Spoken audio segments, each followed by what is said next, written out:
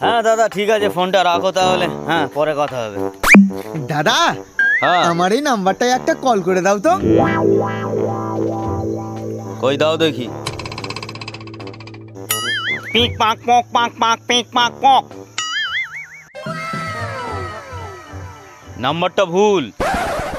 ভুল মানে? ভুল মানে নাম্বারটা সঠিক নয়। সঠিক নয় মানে? মানে নাম্বারটার কোনো অস্তিত্ব নাই রে ভাই। কে বললো? সিম কোম্পানি বললো।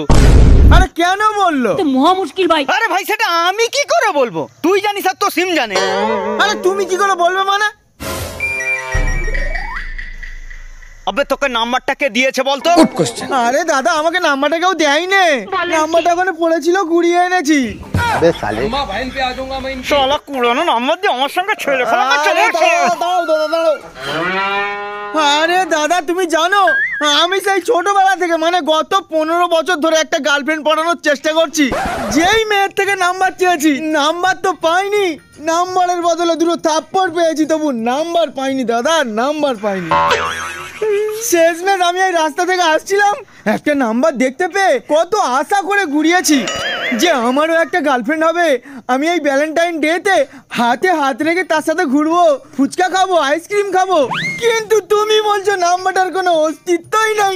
এখন তো মনে হচ্ছে আমারই আর কোনো অস্তিত্ব থাকলো না দাদা, আমার আর কোনো অস্তিত্বই থাকলো না।